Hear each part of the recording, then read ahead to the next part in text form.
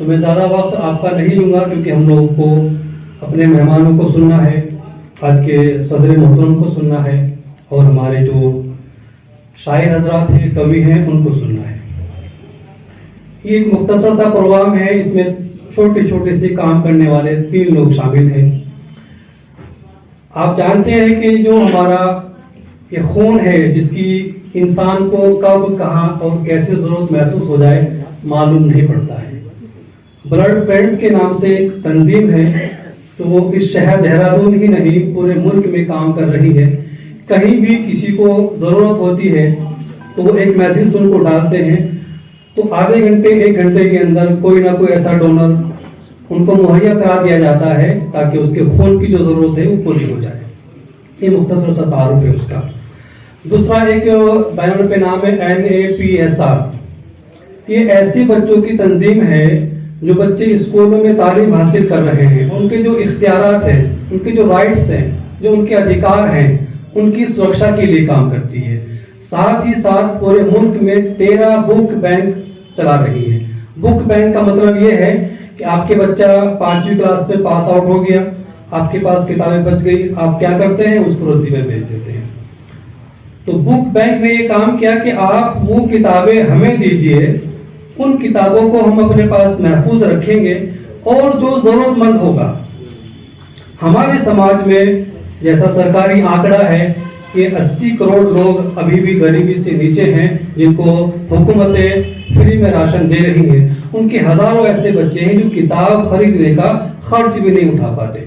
तो ये तंजीम ऐसे बच्चों की मदद के लिए आपसे किताबें लेकर उनको महफूज करती है, और जो जरूरतमंद बच्चे होते हैं उन तक वो किताबें पहुंचाती है।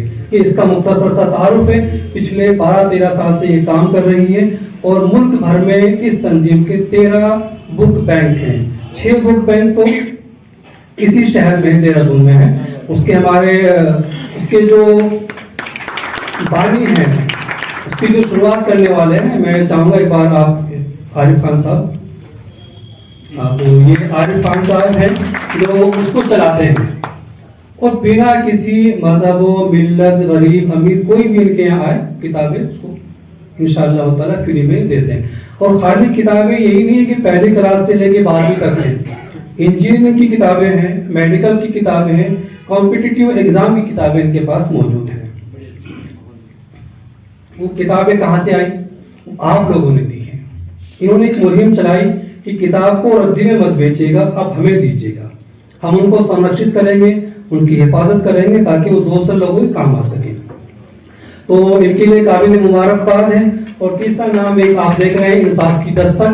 ये हमारा एक नया एक इंस्टीट्यूट है का, एक हम लोगों ने एक मीडिया ग्रुप बनाया है, इंसाफ की दस्तक।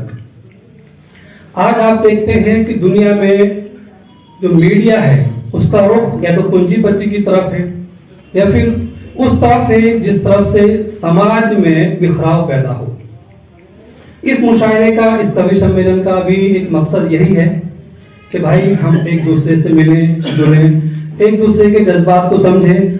हमारा ये मुल्क है, हमें ही इसकी तरक्की में योगदान देना है, और अच्छी चीजों को प्रमोट करना है, ऐसी चीजों को सामने लाना है जो समाज में एकजुटता पैदा करे।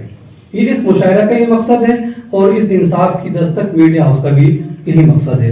एक हमारी मोनिका मंताशा जी हैं, आप ये जो प्रोग्राम मुनक्किद हो रहा है, सारे के सारी अपनी ही इसकी वो है। आप भी अदीब भी हैं, साहित्यकार भी हैं, शायरा भी हैं, और आपका मकसद भी यही है कि इस शहर में जो एक अदबी माहौल है, उस अदबी माहौल को किस तरह से मुस्तहकम किया जाए। ये छोटी छोटी सी नशिस्तें होंगी, इसी से एक पौधा लगेगा, इंशाल्लाह आगे फिर बड़े प्रोग्राम होंगे। तो ये मुख्तसर सा इसका तारुफ है तो आज के प्रोग्राम का। कोई अब क्या बताएगा,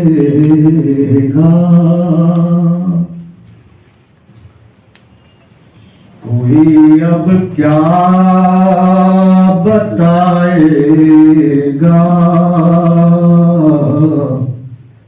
कहाँ पर हम पढ़ेंगे, कोई अब क्या बताएगा, बताएगा कहाँ पर हम पढ़ेंगे गजल को अब, गजल के आसमां अरे वाह वाह वाह बढ़िया गजल को हम गजल के आसमां पर रख पड़े। जी शुक्रिया।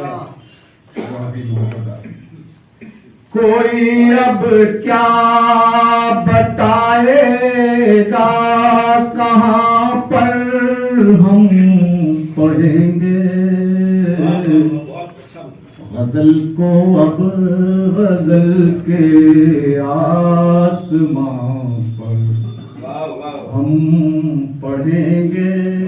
सुना तो